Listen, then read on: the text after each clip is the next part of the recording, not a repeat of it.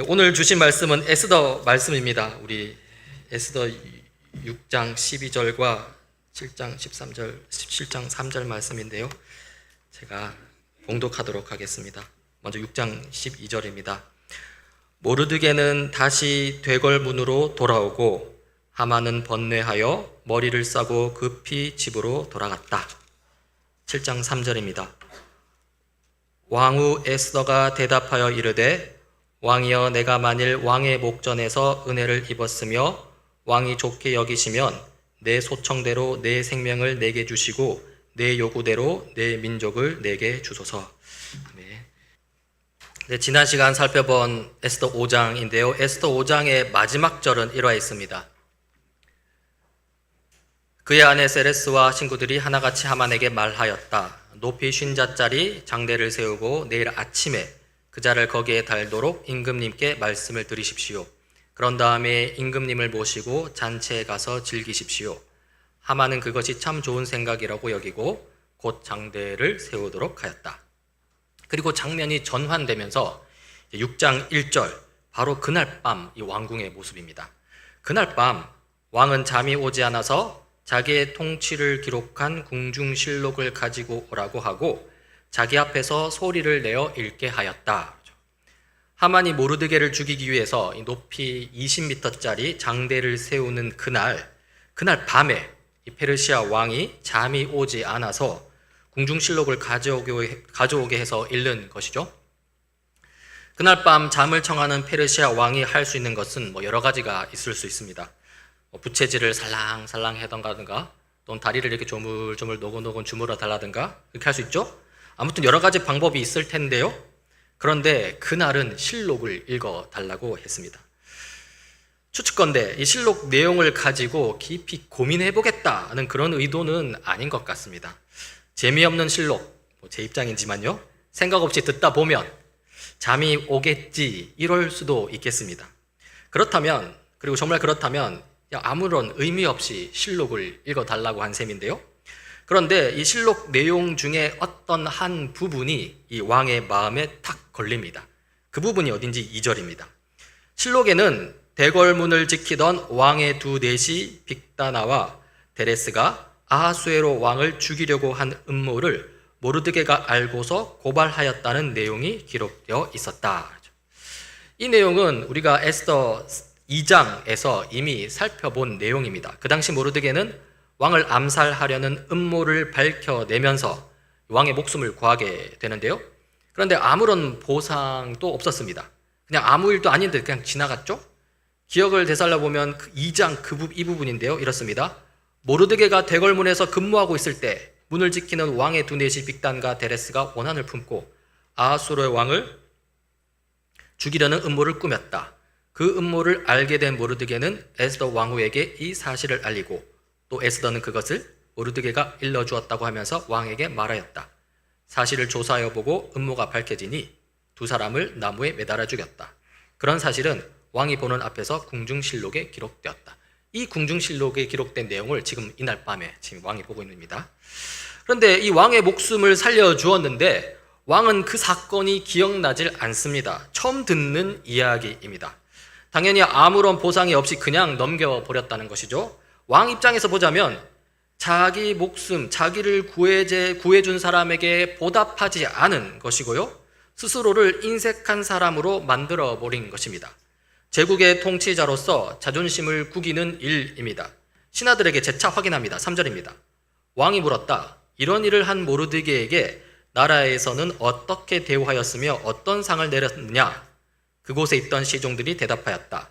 나라에서는 그에게 아무런 상도 내리지 않았습니다. 신하들에게 확인해 보니 역시나 아무런 보상을 내리지 않았습니다. 왕으로서는 그냥 넘어갈 수 없습니다. 모르드게에게 이 당장 상을 내려야 좀 면이 섭니다. 마침 깊은 밤이 지나고 이제 이른 새벽이 밝아옵니다. 그래서 신하를 다시 부릅니다. 4절입니다. 왕이 다시 물었다. 궁궐들에 누가 있느냐? 마침 그때 하만이 왕에게 자기 집에 세운 장대를 모르드게를 달아 죽일 수 있도록 허락을 받으려고 궁전 바깥들에 와 있었다. 시종들은 하만이 뜰에 대령하고 있다고 대답하였다. 왕이 명령하였다. 들라고 일러라. 모르드게에게 무슨 상을 줄까 고민하면서 그 일을 도울 사람을 찾았는데요. 지금 바깥들에 누가 와 있다고 합니까? 바로 이른 새벽부터 모르드게를 장대에 매달아 죽여도 되는지 왕에게 허락받으러 온 하만, 그 하만이 있다고 합니다. 왕은 모르드게에게 상을 주려고 하고요. 하만은 모르드게를 죽이려고 합니다.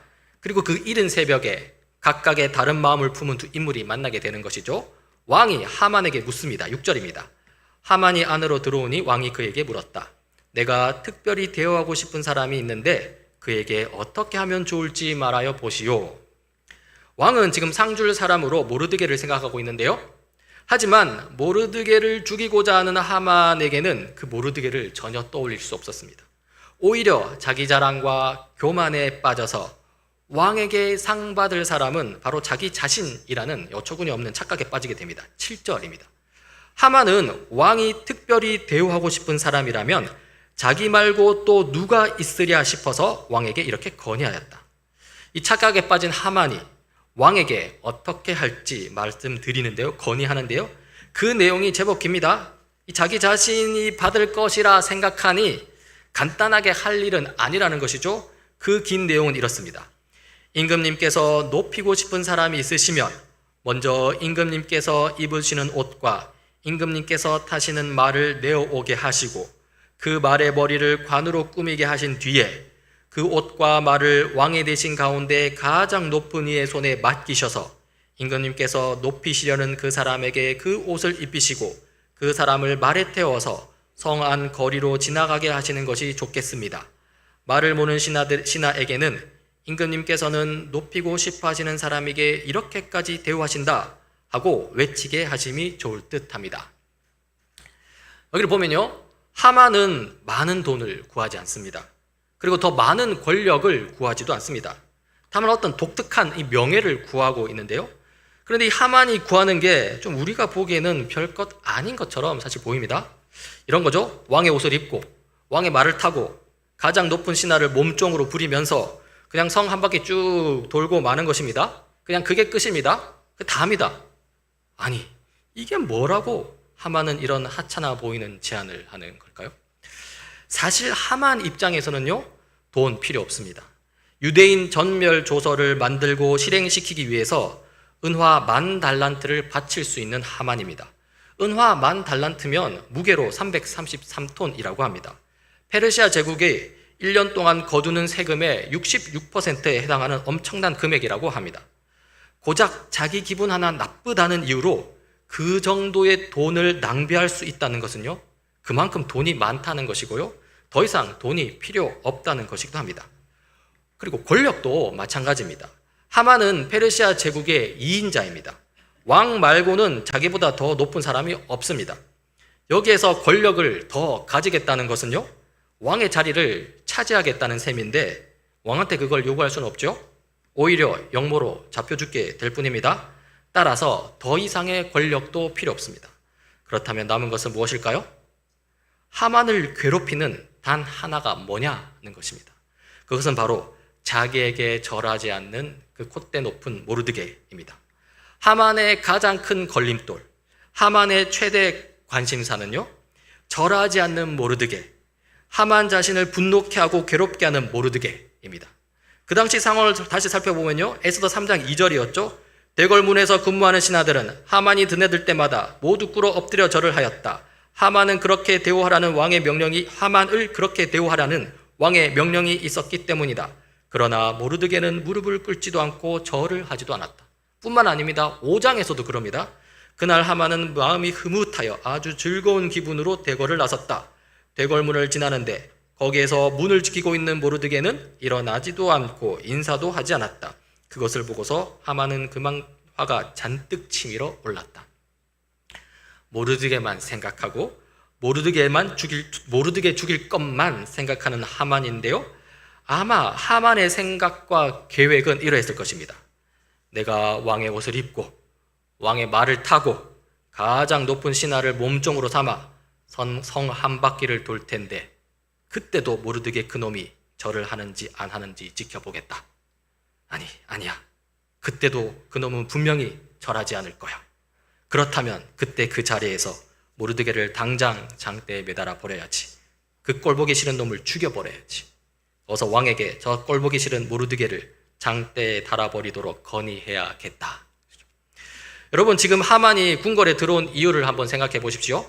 얼떨결에 왕의 질문에 먼저 대답하고 있는 중이지만요, 하만의 원래 목적은 모르드게를 매달아 죽이는 것입니다. 하만은 자기가 높임을 받는 동시에 모르드게를 죽여버릴 생각을 하면서 왕에게 대답을 하고 있죠. 그리고 그때 왕이 다시 대답합니다. 10절입니다. 왕이 하만에게 명령하였다. 곧 그대로 하시오. 대궐문에서 근무하는 유다 사람 모르드게에게 내 옷과 말을 가지고 가서 경이 말한 대로 하여 주시오.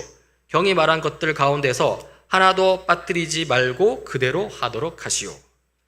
하만으로서는 청천벽력입니다. 전혀 예상하지 못한 말이 왕의 입에서 나왔습니다. 하만이 원하는 것과는 완전히 정반대의 일이 벌어지고 만 것이죠. 이제 하만은요, 왕의 가장 높은 신하로서, 그렇잖아요. 왕의 가장 높은 신하가 누굽니까? 하만입니다. 그 높은 신하로서 모르드게의 몸종이 되어서 모르드게에게 왕의 옷을 입히고 모르드게를 왕의 말에 태우고 크게 외칩니다. 11절입니다. 하만이 왕의 옷과 말을 가지고 가서 모르드게에게 옷을 입히고 또 그를 말에 태워 성 안 거리로 데리고 나가서 임금님께서는 높이고 싶어 하시는 사람에게 이렇게까지 대우하신다 하며 외치고 다녔다.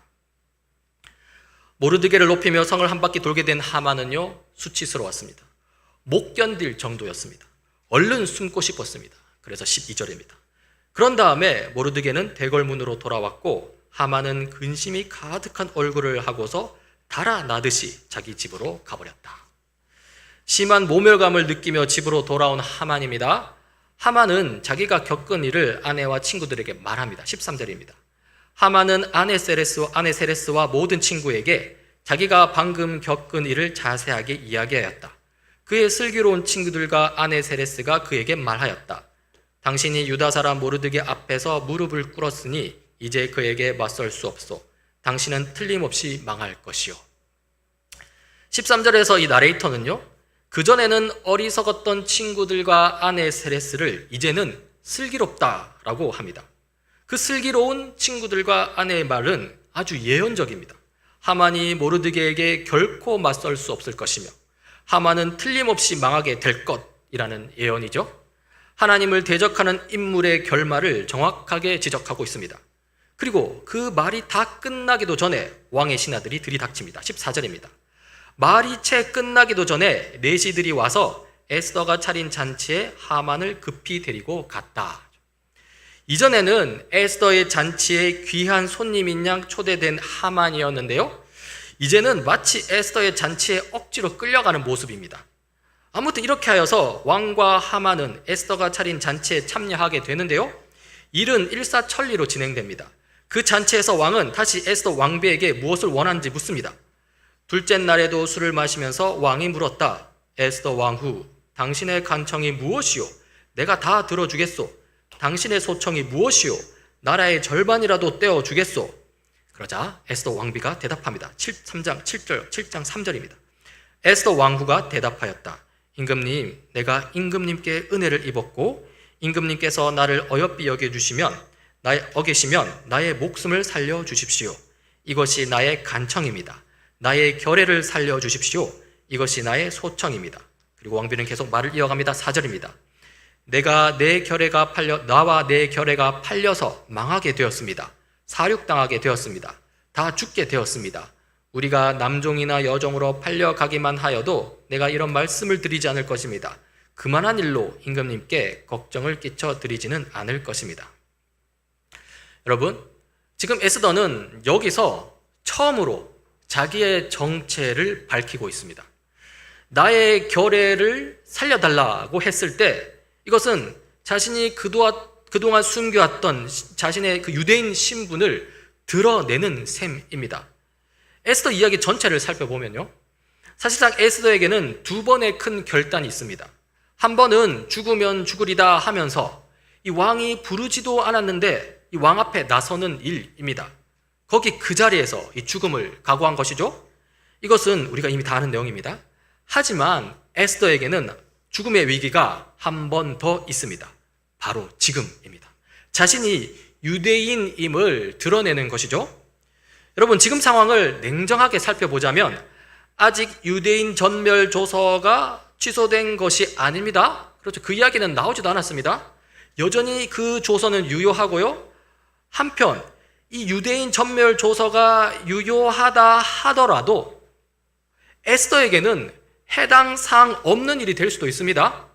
왜냐하면 에스더는 안전하게 왕궁 안에 있거든요. 게다가 왕궁 안에는 에스더가 유대인인 줄 아는 사람이 아무도 없습니다.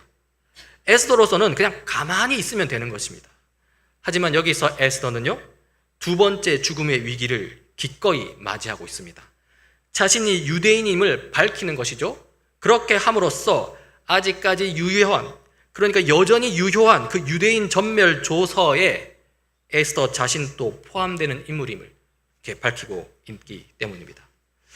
게다가 지금 왕의 마음이 아무리 에스더를 향해 좋다 하더라도요, 이 변덕스러운 페르시아 왕의 마음이 갑자기 변해서, 그러니까 이 자기의 신분을 속인 이 에스더에 대해서 배신감이 들게 되면요, 에스더는 어쩌면 유대인들 중에 가장 먼저 죽임을 당할 수도 있는 상황입니다. 유대인 조서가 시행되기도 전에 왕한테 죽임을 당하는 것이죠. 따라서 죽으면 죽으리다 라는 고백은요, 이 처음 왕 앞에 나섰을 때, 그때 한 번만이 아닙니다. 왕 앞에서 자신이 유대인 신분을 드러내는 지금 이 순간도 마찬가지로 죽음을 각오했다는 것입니다. 자, 에스더로서는 매우 떨리는 순간입니다. 왕은 어떻게 응답할까요? 배신감을 느껴서 당장 에스더를 잡아 죽이라고 할까요? 아니면 여전히 에스더를 향한 사랑스러운 마음으로 에스더의 청을 들어줄까요? 아직 정해진 것은 없습니다. 그리고요, 왕이 대답합니다. 5절입니다.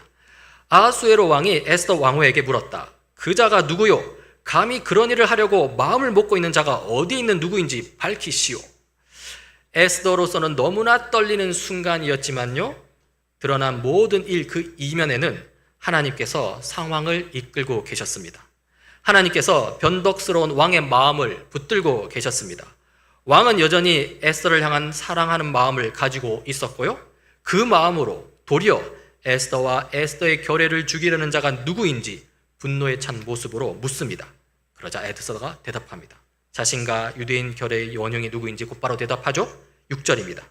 에스더가 대답하였다. 그 대적, 그 원수는 바로 이 흉악한 하만입니다.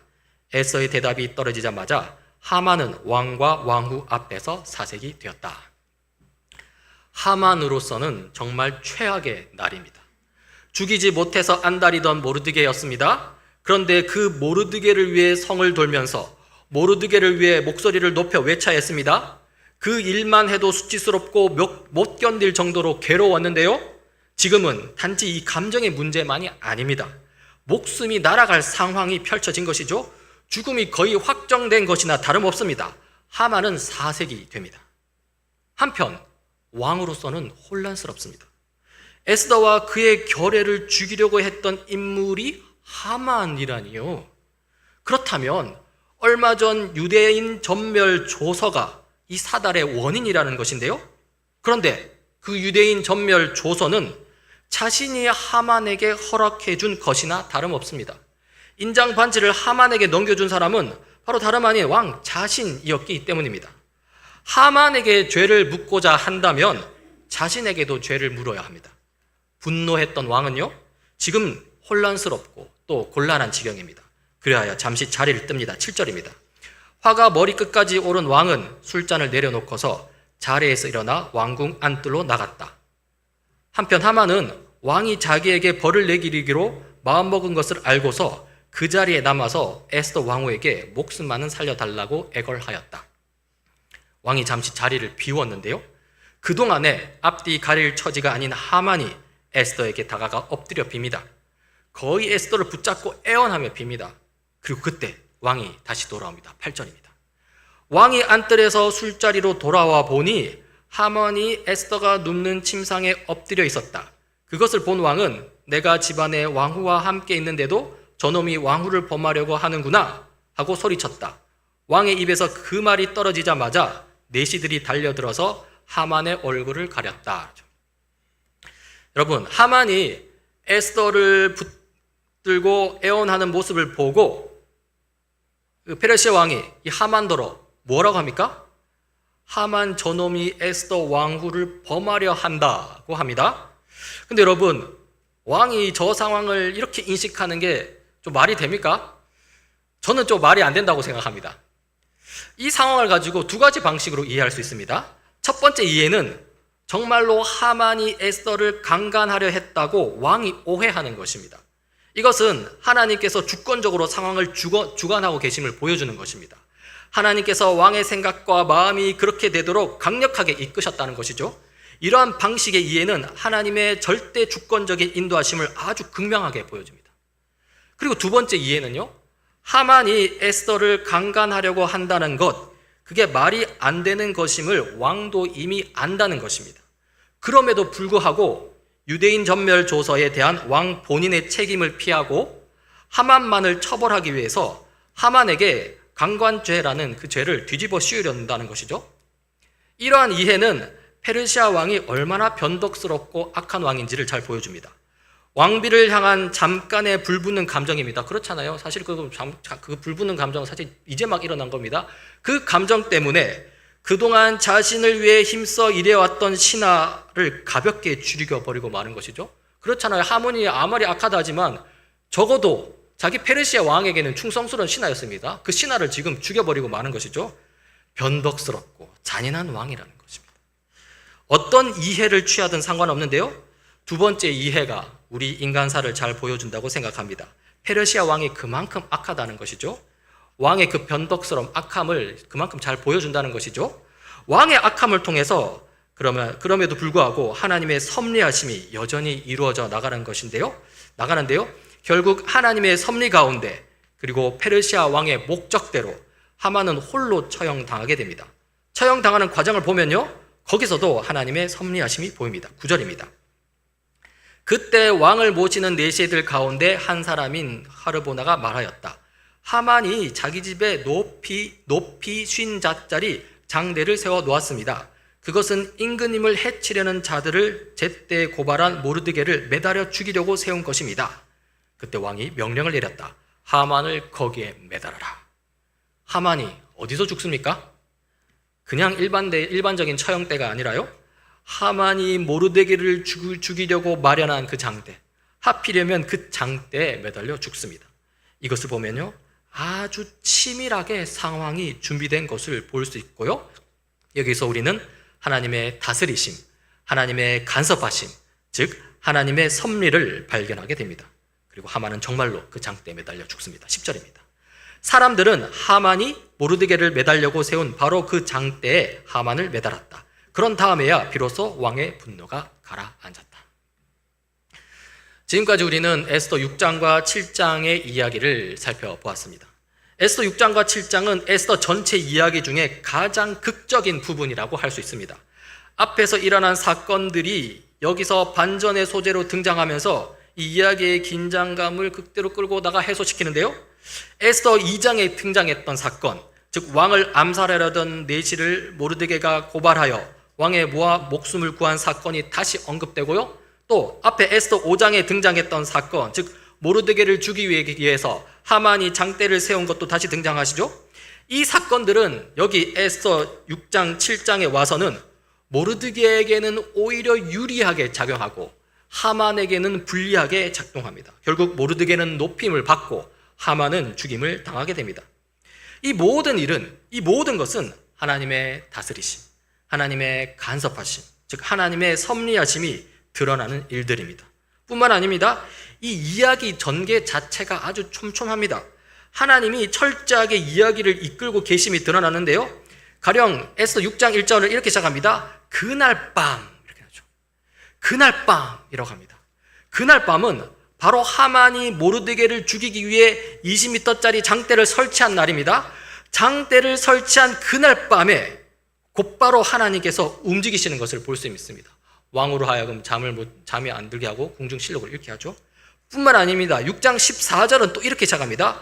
말이 채 끝내기도 전에, 말이 채 끝나기도 전에라고 하는데요. 이전 사건이 마무리되기도 전에 하나님께서 새로운 일을 시작하신 것이죠. 그리고 그렇게 해서 에스더가 차린 잔치에서 하만은 자신의 처형을 받아들이게 되는데요. 이 이야기의 전개가 아주 신속하게 촘촘하게 이루어집니다. 실제로 하만이 모르드게를 죽이기 위해서 장대를 세운 시간으로부터 하만이 그 장대 죽임을 당하는 그 시간까지, 그 시간을 계산해 보면 24시간이 채 걸리지 않습니다.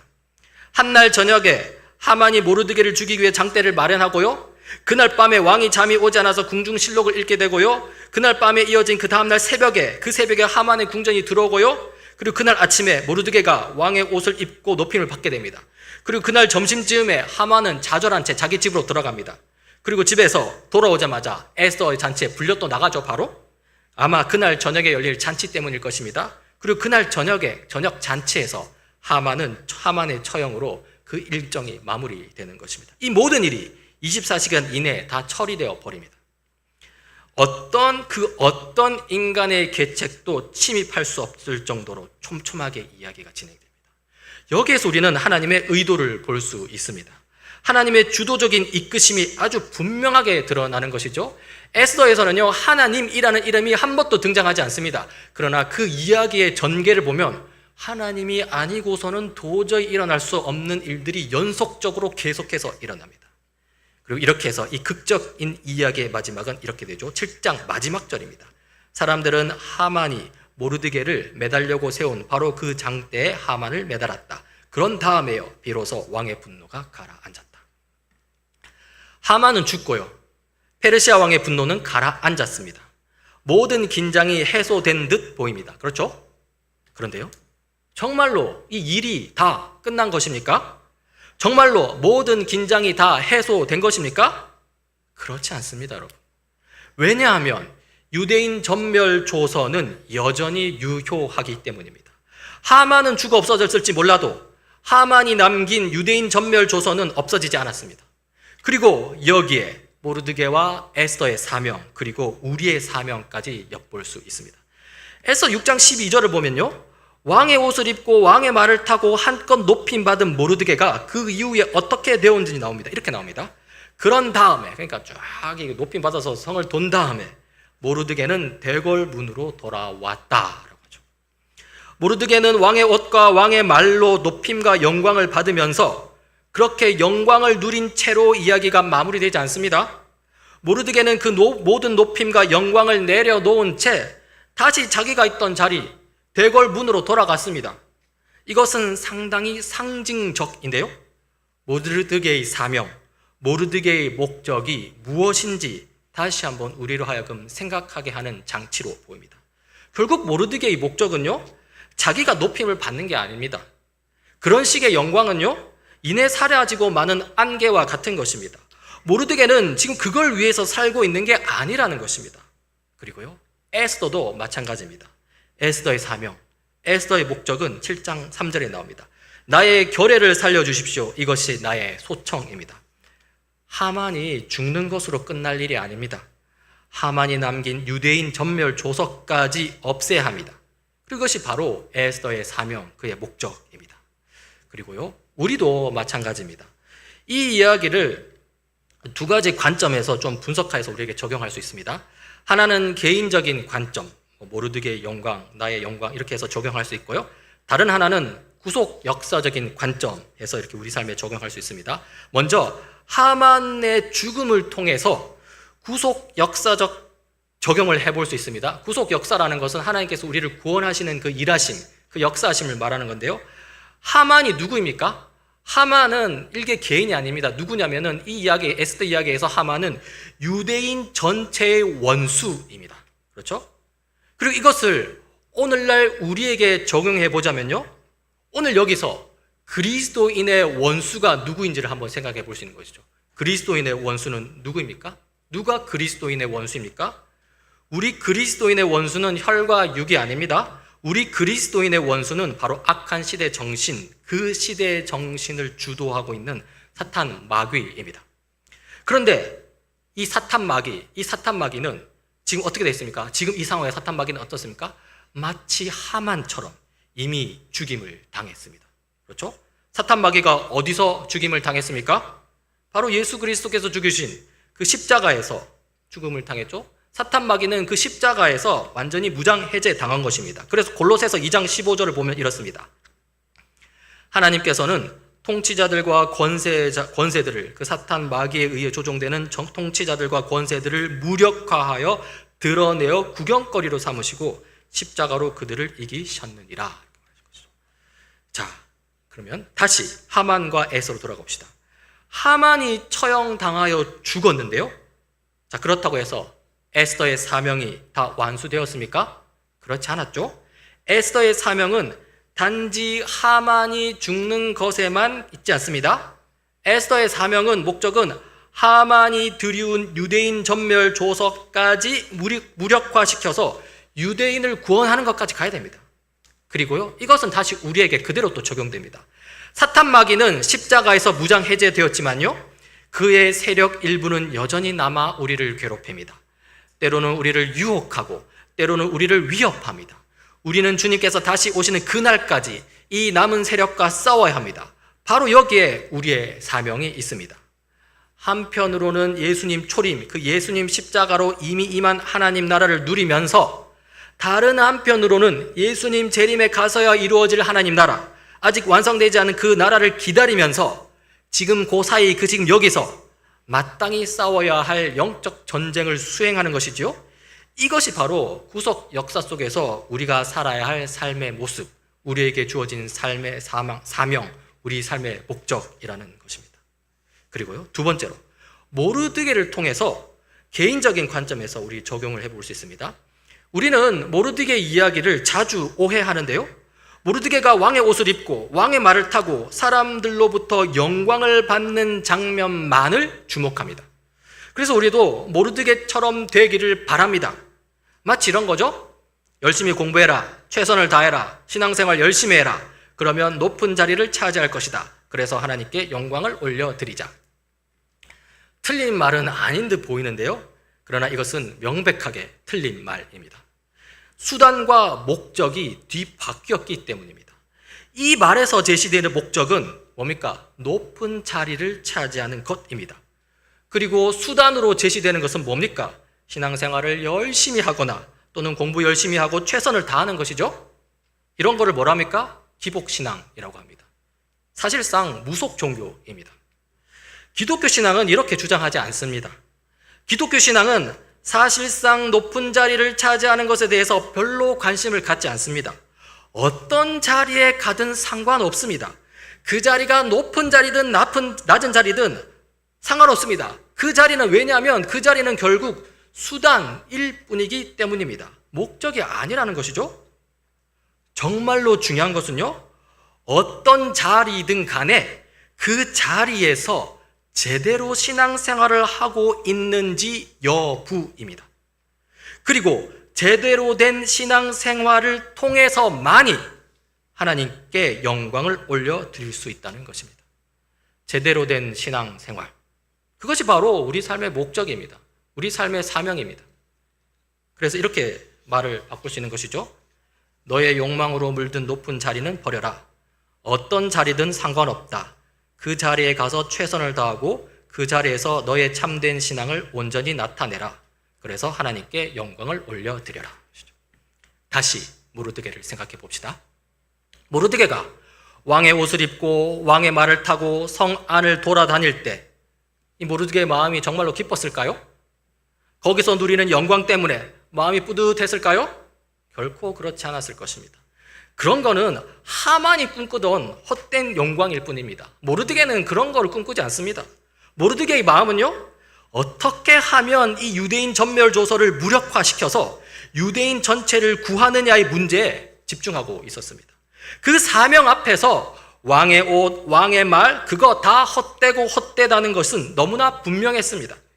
그래서 잠시 누리는 헛된 영광 뒤로 하고 다시 낮은 자리, 자기 일상의 자리로 돌아갔습니다. 그 자리에서 자기의 할 일을 하면 된다는 것이죠. 우리도 마찬가지입니다. 모르드게의 마음을 가져야 합니다. 나의 욕망에 물든 높은 자리, 나의 불안을 해소해 줄 높은 자리가 아니라요, 내가 제대로 신앙생활을 할 수 있는 자리, 그걸로 충분합니다.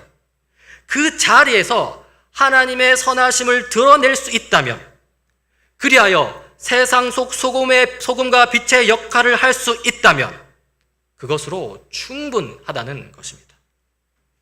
이제 설교를 마무리하고자 합니다. 우리가 걷는 길은 아직 완성되지 않았습니다. 아직도 가야 할 길입니다.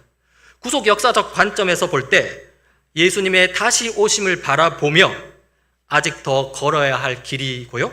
또 개인적인 관점에서 볼 때도 세상 속 소금과 빛으로 올바른 신앙생활의 길을 조금 더 걸어야 합니다. 아직 가야 할 길이라는 것이죠. 아직 가야 할 길이지만요. 그러나 고되기만 한 길은 아닙니다. 더군다나 불안한 걸음은 더욱더 아닙니다. 왜냐하면 오늘 에스더 이야기에서 볼 수 있듯이 철저하게 섭리하시는 하나님, 촘촘하게 간섭하시는 하나님, 끝까지 인도하시는 하나님이 우리에게 계시기 때문입니다. 주님께 순종하는 그리스도인에게 실패란 없습니다. 일견 실패로 보일 때도 있지만요. 그러나 결국에는 승리의 길입니다. 주님 다시 오실 그 영광의 날을 바라보며 오늘 또 함께 그 길을 걸어가는 우리 모두가 되길 간절히 소원합니다. 우리 같이 기도하시겠습니다. 하나님 아버지, 오늘 에스더 이야기를 통해서 우리 삶에 개입하시고 결국엔 우리를 최선의 길로 이끄시는 하나님을 보았습니다. 우리 삶을 이끄시는 하나님을 향한 믿음의 고백을 우리에게 허락하옵소서.